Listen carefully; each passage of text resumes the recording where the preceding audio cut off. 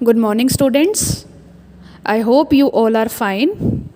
Students, yesterday we had started lesson 10.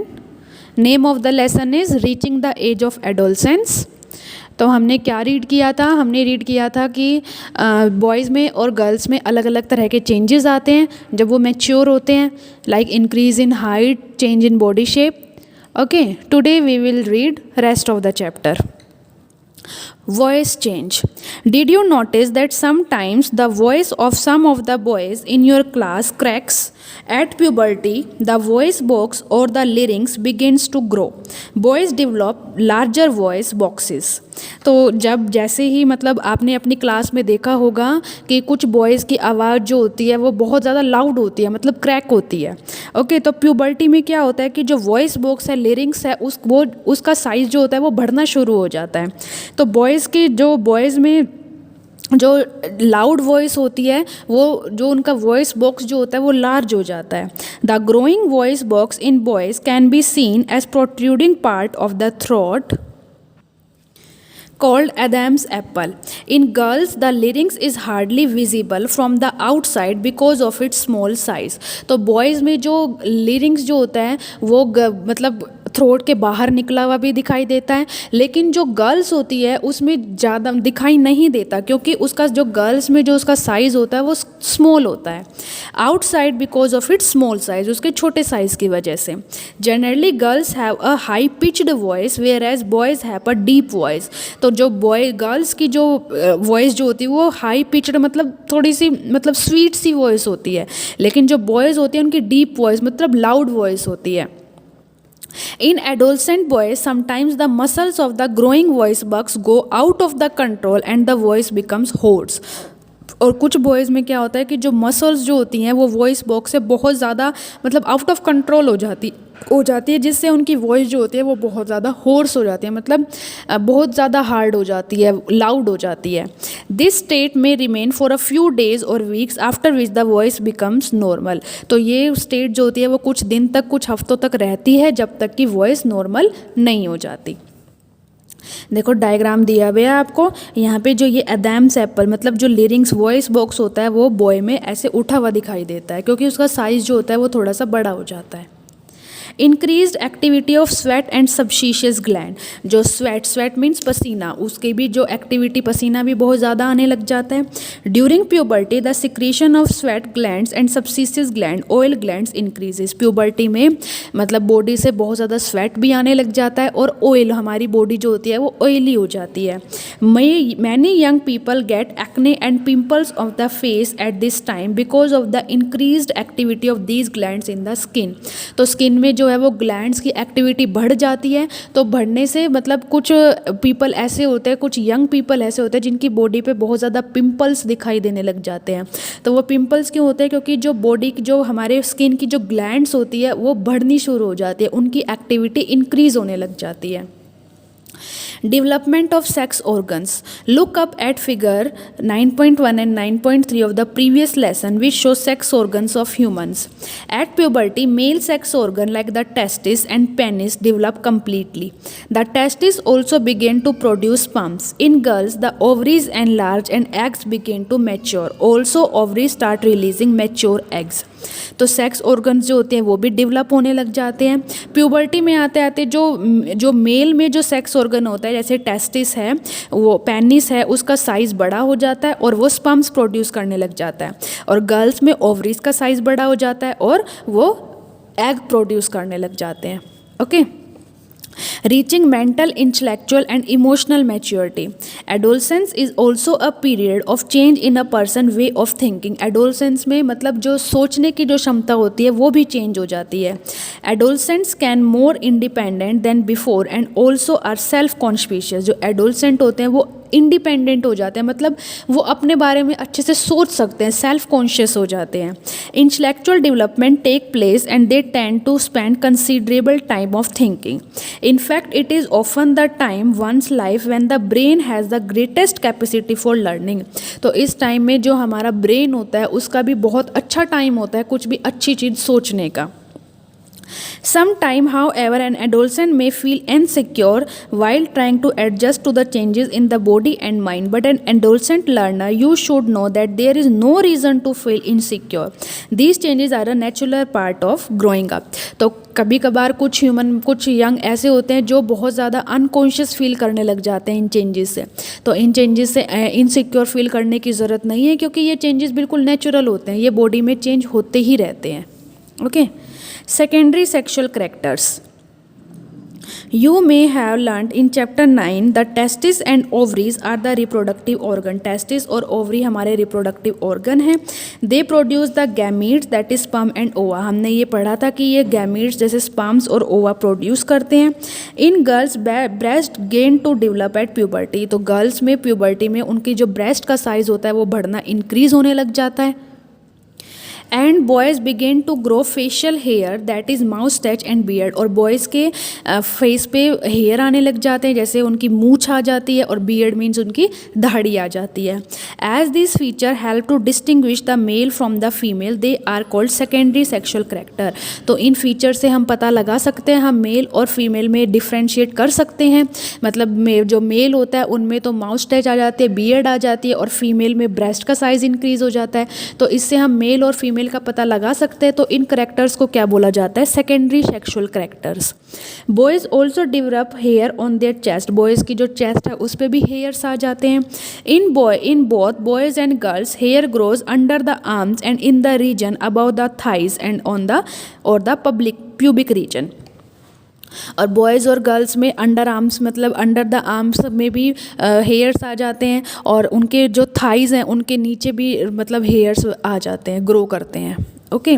The changes which occur at adolescence are controlled by hormones. दो changes जो adolescence में होते हैं वो हार्मोन से उनको कंट्रोल कर सकते हैं. वो मतलब हॉर्मोन्स की मूवमेंट से होते हैं. वो hormones are chemical substances. Hormone chemical substances होते हैं. These are secretion from endocrine gland और एंडोक्राइन सिस्टम. तो ये कहाँ से सिक्रेट होते हैं? हार्मोन कौन सिक्रेट करता है? एंडोक्राइन ग्लैंड सिक्रेट करती हैं या फिर एंडोक्राइन सिस्टम सिक्रेट करता है. The male hormone or testosterone begins to be released by testes at the onset of the puberty. जो मेल हार्मोन क्या होता है? टेस्टोस्टेरोन. उसे कौन प्रोड्यूस करता है? उसे टेस्टिस प्रोड्यूस करता है प्यूबर्टी में. This causes changes in boys about which you have just learn. तो इन जो ये हार्मोन प्रोड्यूस होते हैं, इन हार्मोन्स की वजह से ही चेंजेस होते हैं. जितने भी चेंजेस हमने अभी तक पढ़े तो ये हार्मोन्स की वजह से होते हैं. For example, the growth of facial hair. Once puberty is reached in girls, ovaries begin to produce the female hormone or estrogen, which makes the breast develop. और जो फीमेल्स होते हैं उसमें ओवरी जो होती है, फीमेल हार्मोन जो होता है वो एस्ट्रोजन प्रोड्यूस. फीमेल हार्मोन कौन सा होता है? एस्ट्रोजन. तो एस्ट्रोजन जो फीमेल हार्मोन प्रोड्यूस होता है जिससे ब्रेस्ट का साइज इंक्रीज होता है. मिल्क सिक्रेटिंग ग्लैंड और mammary gland develop inside the breast. Breast के अंदर मेमरी ग्लैंड्स होती हैं. The production of these hormones is under the control of another hormone secreted from N endocrine gland called pituitary gland. तो जो ये hormones का जो प्रोडक्शन होता है वो एक दूसरे हार्मोन के कंट्रोल में होता है जिसे एंडोक्राइन ग्लैंड प्रोड्यूस करती है, जिसे हम क्या बोलते हैं? Pituitary gland. Role of hormone in initiating reproductive function. Endocrine gland release hormones into the bloodstream to reach a particular body part called target site. Endocrine gland जो होती है वो हार्मोन प्रोड्यूस करती हैं जो कि हमारी ब्लड स्ट्रीम में चला जाता है, हमारी जो बॉडी का पार्ट है उसमें मिक्स हो जाता है, जिसे हम क्या बोलते हैं? Target site. The target site respond to the hormone. There are many endocrine gland और ductless gland in the body. हमारी बॉडी में बहुत सारे एंडोक्राइन ग्लैंड होते हैं और बहुत सारी डक्टलेस ग्लैंड्स होती हैं. The testis and ovary secrete sex hormone. जो टेस्टिस मतलब मेल में टेस्टिस और फीमेल में ओवरीज जो होती हैं वो सेक्स ऑर्गन्स प्रोड्यूस करती हैं.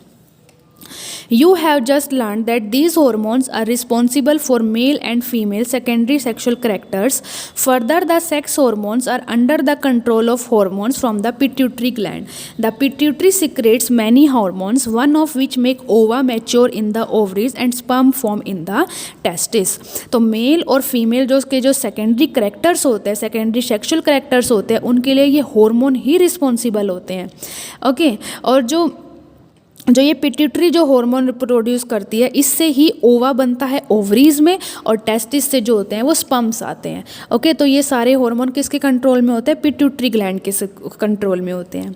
Hormone from pituitary stimulate testis and ovary to release testosterone in male and oestrogen in female. तो जो पिट्यूटरी जो ग्लैंड जो हार्मोन प्रोड्यूस करता है, वही टेस्टोस्टेरोन मेल में प्रोड्यूस करता है और एस्ट्रोजन फीमेल में प्रोड्यूस करता है। Released in the blood stream and rich parts of the body, उसके बाद ये हार्मोन बॉडी के पार्ट्स में चले जाते हैं, जिसे टारगेट साइट बोलते हैं। Stimulate changes in the body at the onset of puberty, जिससे हमारी बॉडीज़ में प्यूबर्टी में आते आते अलग अलग से चेंजेस होने लग जाते हैं। Now, reproductive phase of life in humans. Adolescents became capable of reproduction when their testes and ovaries began to produce gametes. The capacity for maturation and production of gametes lasts for a much longer time in males than in females. Adolescents जो होते हैं वो reproduction के capable हो जाते हैं। Reproduction के capable कब होते हैं? जब उनकी टेस्टिस और ओवरी जो होती है वो गैमीट्स प्रोड्यूस करना शुरू कर देती हैं। The capacity for maturation and production of gamete last for much longer time in males than in female.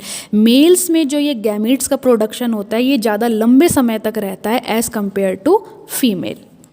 In female, the reproductive phase of life begins at puberty 10 to 12 years of age and generally lasts till the age of approximately 45 to 50 years.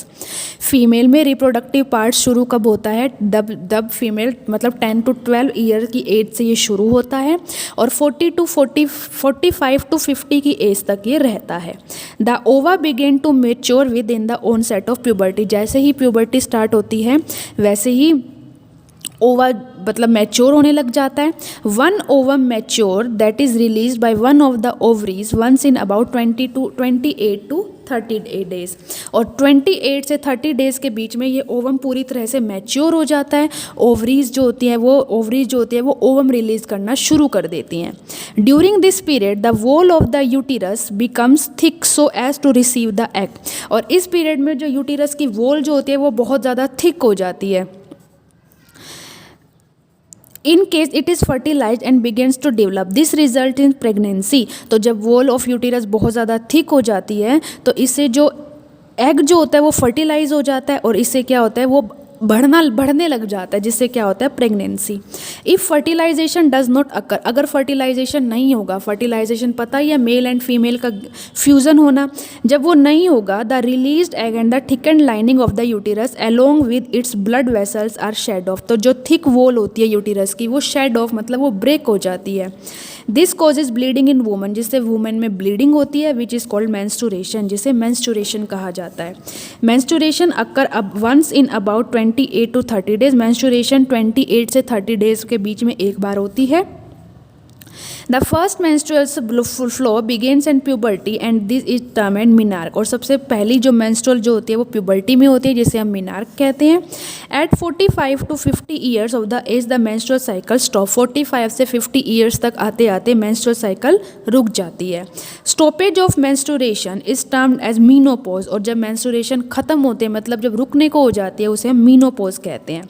Initially menstrual cycle में be irregular, it may some time to become regular. अब जो menstrual cycle होती है वो कभी कभी irregular भी हो जाती है और कभी कभी रेगुलर रहती है। Menstrual cycle is controlled by hormone. The cycle includes the menstruation of the egg, its release, thickening of uterine wall, and its breakdown if pregnancy does not occur. In case the egg is fertilized, it begins to divide and then gets embedded in the uterus for further development, as you learnt in chapter 9. Menstrual cycle कुछ hormones के control में होती है और इस cycle में मतलब जो एग होता है वो मेच्योर होते हैं और जो यूटराइन वॉल होती है वो बहुत ज़्यादा थिक हो जाती है, और अगर प्रेगनेंसी हुई तो ये जो वॉल होती है इसमें ब्रेक डाउन हो जाता है। Okay, if in case the egg is fertilise and begins to divide, इसमें एग जो होता है वो फर्टिलाइज हो जाता है और वो डिवाइड करना शुरू कर देता है, और शुरू करने के बाद वो यूटिरस में ही एम्बेडेड हो जाता है। Okay, so students you have to read this chapter from your book also. Rest of the chapter we will read tomorrow. Thank you.